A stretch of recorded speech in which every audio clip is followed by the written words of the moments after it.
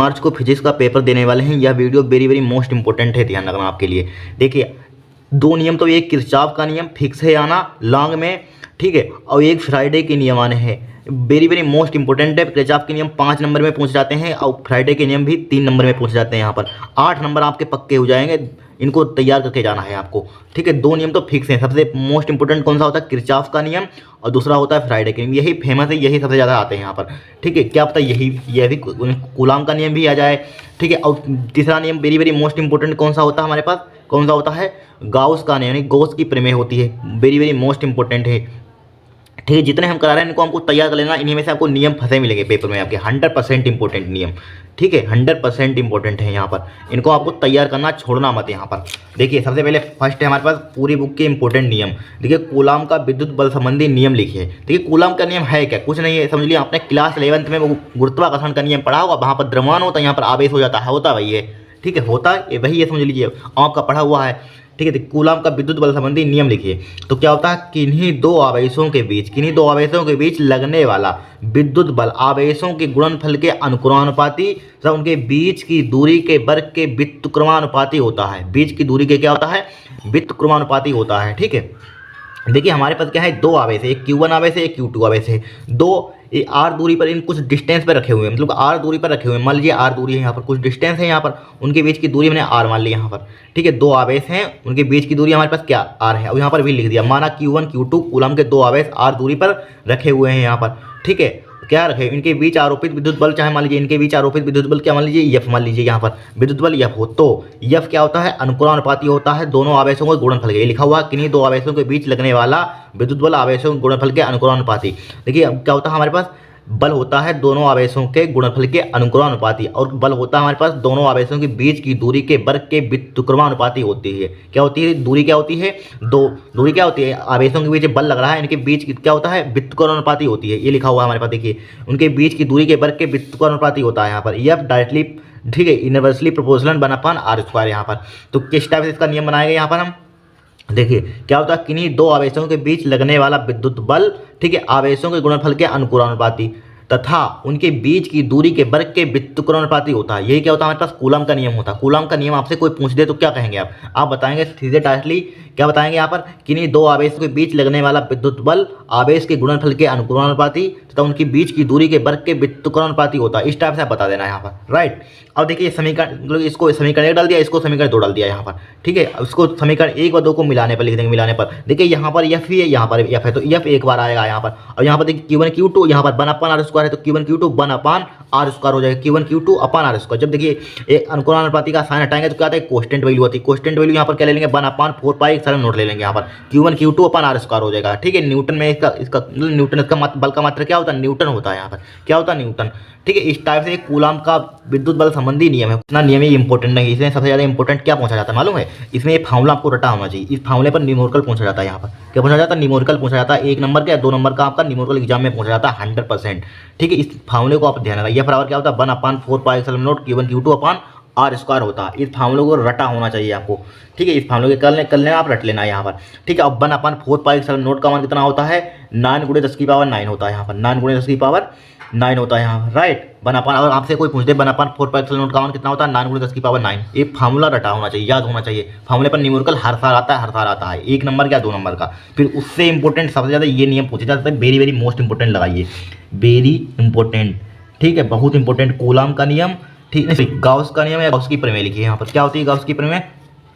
किसी बंद पृष्ठ से गुजरने वाला विद्युत फ्लास्क φE, ठीक है, विद्युत फ्लास्क φE, जैसे φE से इलेक्ट्रिक, ठीक है, इलेक्ट्रिक फ्लास्क यहाँ पर, उस पृष्ठ द्वारा परिवर्तित कुल आवेश का, ठीक है, 1/ε0 गुना होता है। क्या होता है? 1/ε0 गुना होता है, ठीक है। तो क्या होता है हमारे पास? इसका इंटीग्रल फॉर्म क्या होता है? गॉस की प्रमेय का ये होता है। अगर पूछे इंटीग्रल फॉर्म लिखिए, समाकलन रूप लिखिए, तो आपको इतना लिखना है, यहाँ पर लिख देना।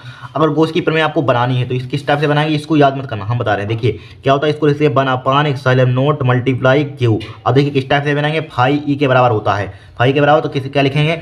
देखिए, गॉस की प्रमेय एक और ऑब्जेक्टिव में पूछी जा सकती है। गॉस की प्रमेय किसके लिए होती है अप्लाई? तो लिखेंगे बंद पृष्ठ के लिए अप्लाई होती है। होती है, ठीक है, इसलिए लिख देते हैं यहाँ पर।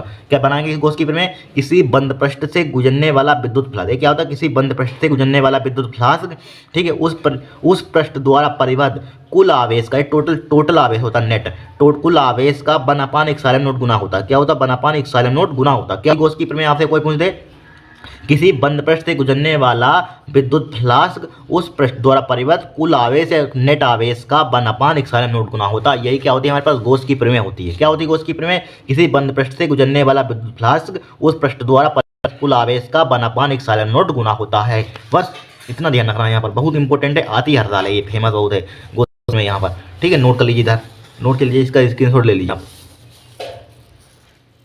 अब देखिए वेरी वेरी मोस्ट इंपोर्टेंट ये भी है, एम्पियर का परिपति नियम फेमस है यहाँ पर, ठीक है।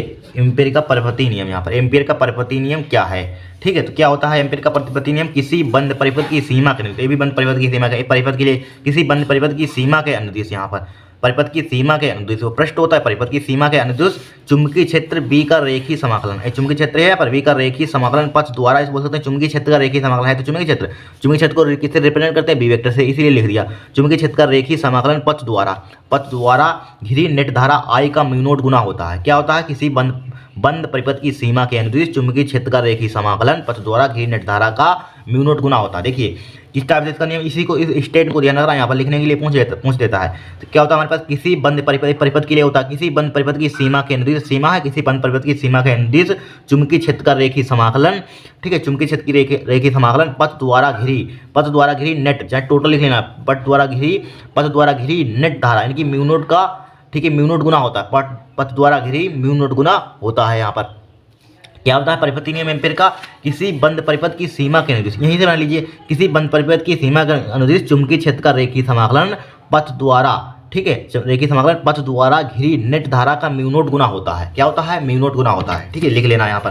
किसी बंद परिपथ की सीमा के अनुदिश चुंबकीय क्षेत्र का रेखीय समाकलन पथ द्वारा घिरी नेट धारा का म्यू0 गुना होता है। नेट धारा मतलब I का म्यू0 गुना होता है, ठीक है। फिर देखिए वेरी वेरी मोस्ट इंपॉर्टेंट, ये भी ये टॉप लेवल के सब हैं, यहाँ पर छपेंगे जरूर आपके पेपर में, गारंटी मेरी है, यहाँ पर ध्यान रखना, ठीक है। यही आपके सिलेबस में, ये नहीं आएगा तो क्या आएगा आपका सिलेबस? पेपर तो सिलेबस से ही आता है, तो यही आएगा, ठीक है। क्या है? विद्युत चुम्बकीय प्रेरण संबंधी फ्राइडे के नियम लिखिए, विद्युत चुम्बकीय प्रेरण संबंधी फ्राइडे के नियम लिखिए। तो क्या होता है? प्रथम नियम क्या होता है? जब किसी विद्युत परिपथ से बद्ध चुम्बकीय फ्लास्क में परिवर्तन होता है, ठीक है, तो परिपथ में एक प्रेरित विद्युत वाहक बल उत्पन्न हो जाता है। क्या हो जाता है? उत्पन्न हो जाता है, जिसका परिमाण चुंबकीय फ्लास्क के परिवर्तन की ऋणात्मक दर के बराबर होता है। इसे न्यूमैन का नियम भी कहते हैं।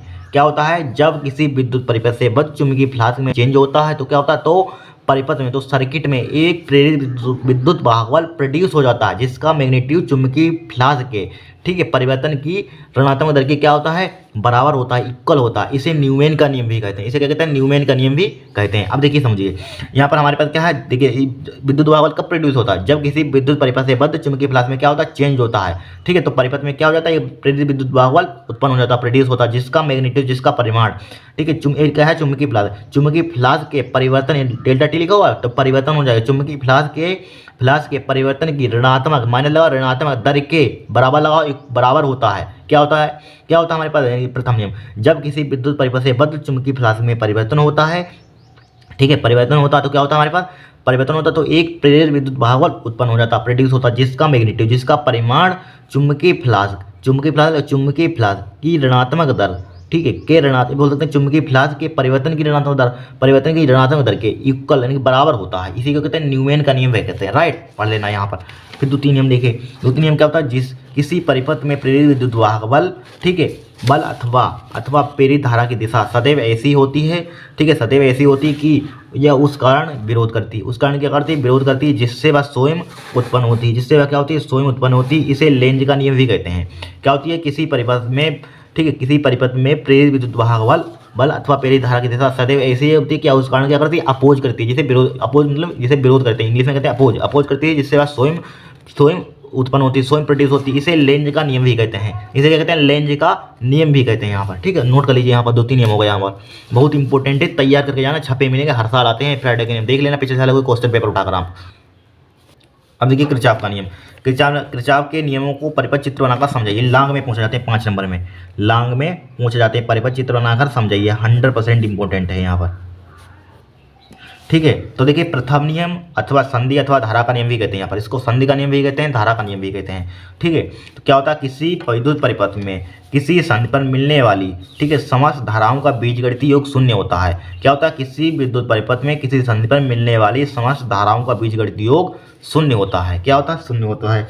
देखिए शून्य होता है। देखिए हमारे पास क्या है, आई है। आई इसका मतलब क्या होता है, समेशन का मतलब क्या होता है, योग, जोड़। क्या होता है, योग होता है। और आई लगाने तो क्या समेशन मतलब इसका टोटल क्या होगा, हमारे पास बीजगणितीय योग क्या होगा, शून्य होगा। यहाँ पर क्या होता है, प्रथम नियम, किसी विद्युत परिपथ में किसी संधि पर मिलने वाली समस्त धाराओं का बीजगणितीय योग शून्य होता है। और देख लीजिए, देखिए संधि की ओर आने वाली धाराएं धनात्मक लेते हैं और संधि से दूर जाने वाली धारा क्या लेते हैं, ऋणात्मक होती है। ये न्यूमेरिकल आता है 1 नंबर का, अभी पिछले साल भी आया था। ठीक है। इसी टाइप से संधि दे देगा, इसी टाइप से आपको न्यूमेरिकल सोल्व करना होगा, अगर ये नियम समझ गए यहाँ पर। ठीक है। क्या होता है कि संधि की ओर आने वाली धारा, ठीक है, संधि की ओर आने वाली धारा क्या लेते हैं, पॉजिटिव लेते हैं, और संधि से दूर जाने वाली धारा निगेटिव लेते हैं। ठीक है। अब ध्यान, ये संधि है मान लीजिए हमारे पास, संधि आप कितनी भी बना सकते हैं यहाँ पर। ठीक है। मान लीजिए संधि, मान लीजिए इधर की ओर हमने धारा ये बाहर निकाल दी, बाहर जा रही चाहिए, आप अंदर लगा सकते हैं, कोई दिक्कत नहीं। बाहर जा रही है I4, I3 बाहर जा रही है, I2 अंदर जा रही है, I1 अंदर जा रही है, I5 अंदर जा रही है। आप कितनी भी आप बना सकते हैं यहाँ पर। ठीक है। अब देखिए हमने क्या लिखा, जो बाहर धारा जाती हैं, क्या जाती हैं, जो बाहर धारा जाती हैं वो क्या लेते हैं, निगेटिव लेते हैं। ये बाहर जाए निगेटिव लेंगे, इसको बाहर जाए निगेटिव लेंगे। यहाँ पर जो अंदर जाती हैं वो क्या लेते हैं, पॉजिटिव लेते हैं। अब देखिए I3 कहाँ जा रही है, I3 कहाँ जा रही है, इधर से शुरू हुई है, I1 से अंदर जा रही है, तो I1 क्या लेंगे, पॉजिटिव लेंगे। I2 कहाँ जा रही है, अंदर जा रही है, पॉजिटिव लेंगे। I3 कहाँ जा रही है, बाहर जा रही तो निगेटिव लेंगे। I4 कहाँ जा रही है, बाहर जा रही तो निगेटिव लेंगे। I5 कहाँ जा रही है, बाहर जा रही तो निगेटिव लेंगे। बराबर क्या कर देंगे, 0 कर देंगे यहाँ पर। क्यों कर देंगे, क्योंकि किरचॉफ का प्रथम नियम क्या कहता है, किसी संधि पर बोल सकते हैं किसी संधि पर मिलने वाली समस्त धाराओं का बीजगणितीय योग शून्य होता है। तो बीजगणितीय योग शून्य कर दिया यहाँ पर, किसी संधि पर मिलने वाली समस्त धाराओं का बीजगणितीय योग क्या कर दिया हमने, शून्य कर दिया। कहाँ से लिखा, किरचॉफ के प्रथम नियम से। ठीक है। इस टाइप से आप ये देखिए, माइनस वाले उसको उधर भेज दीजिए, I1 + I2 वाले जाएगा, अब माइनस वाले उधर भेज दिया, I3 + I4 + I5 हो जाएगा। अब वेरी मोस्ट इंपोर्टेंट ये वाला लगाया यहाँ पर। ठीक है। द्वितीय नियम है, इसको बोलते हैं बोल्टा अथवा पास का नियम भी बोलते हैं, बोल्टा अथवा पास का नियम बोलते हैं। इसको नोट कर लीजिए, स्क्रीनशॉट लेते रहना आप। ठीक है। बोल्टा अथवा पास का नियम देखिए क्या होता है, विद्युत परिपथ में प्रत्येक बंद पास के, ठीक है, किसी विद्युत परिपथ में प्रत्येक बंद पास के विभिन्न खंडों में बहने वाली धाराओं तथा संगत प्रतिरोधों के गुणनफल का बीजगणितीय योग उस पास में लगने वाले विद्युत वाहक बलों के बीजगणितीय योग के बराबर होता है। क्या होता है, देखिए इसी से बना, इसको याद रखना, यानी समेशन IR बराबर क्या होता है, समेशन E होता है। समेशन IR बराबर क्या होता है, समेशन E यहाँ पर। ठीक है। समेशन सही से बना दीजिए यहाँ पर। ठीक है।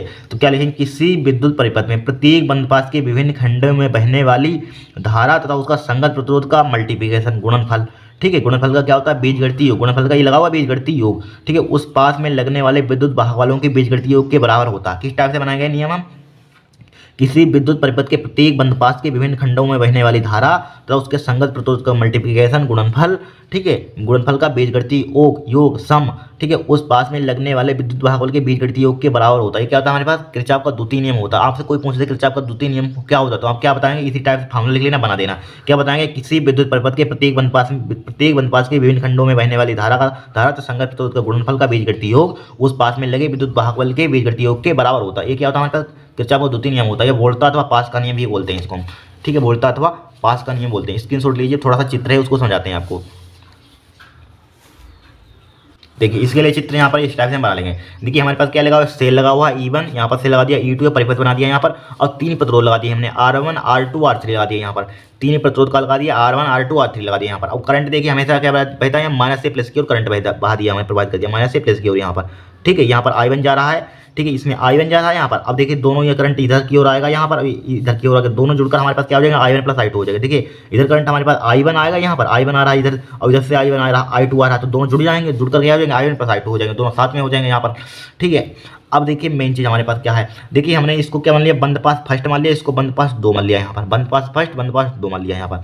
अब देखिए लिखेंगे आप इस नियम के अनुसार, किरचॉफ के द्वितीय नियम के अनुसार बंद पास फर्स्ट के लिए यहाँ पर देखिए धारा की दिशा में चलते हैं, धारा और प्रतिरोध का गुणनफल क्या लेते हैं, धनात्मक लेते हैं। जब विपरीत चलते हैं तो निगेटिव आ जाएगा, जैसे बात है यहाँ पर। ठीक है। अब देखिए जब सेल हम माइनस से प्लस की ओर पार करते हैं, माइनस से प्लस की ओर पार करते हैं तो पॉजिटिव स्केल होते हैं, पॉजिटिव धनात्मक लेते हैं। जब प्लस से माइनस की ओर पार करते हैं तो नेगेटिव लेते हैं। ध्यान रखना, न्यूमेरिकल में बहुत काम आएगा, न्यूमेरिकल आपको सोल्व कराएंगे, यहाँ पर आता है हर साल लांग में। ठीक है। तो बंद पास फर्स्ट लिया, तो यहाँ से स्टार्ट करेंगे यहाँ पर, तो क्या हो जाएगा यहाँ पर R1 इंटू Y1, चूंकि हमें यहाँ पर देखिए माइनस से प्लस की ओर शुरू करें तो इसका मान क्या लेंगे, पॉजिटिव लेंगे। और धारा की दिशा में चल रहे हैं, यहाँ पर देखिए धारा इधर जा रही है, इधर हम R1 I1 का मल्टीप्लिकेशन लेंगे, गुणा कर ले रहे हैं, तो I1 R1 क्या हो जाएगा, धनात्मक आ जाएगा।